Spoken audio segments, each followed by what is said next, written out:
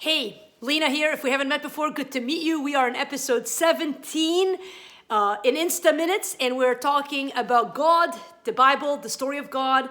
If you're looking for answers about life, I hope you find them here. If you have questions that we're not talking about, DM me, put a comment, put your question.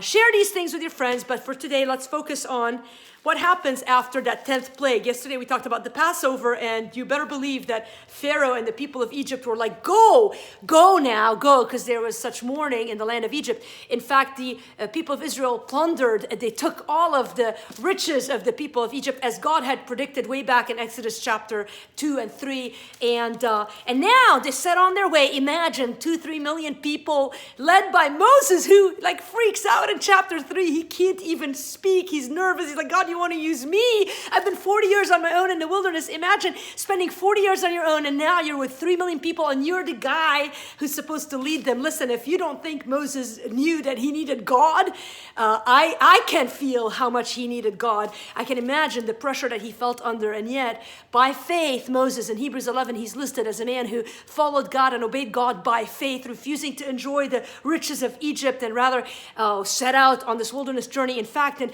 chapter 13, I call today's teaching God in the Wilderness. And in chapter 13 of Exodus, verses 17, it says, when Pharaoh let the people go, God did not lead them by way of the land of the Philistines, although that was near.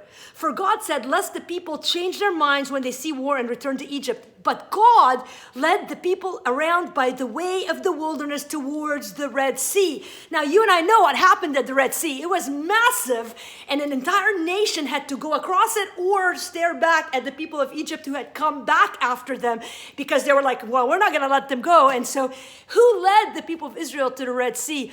Who was the one who got him into the wilderness? It was God. It was God. Hey, have you ever found yourself walking in the wilderness and wondered how? Have you ever faced a Red Sea and thought, man, I can't do this. I'm in an impossible situation here. And you look behind you and you see the enemy after you and you're like, I don't know if I can do this. Listen, God has led you here. He's the one who sets this up. You say, why? To strengthen us. Because he knows that this way is the better way.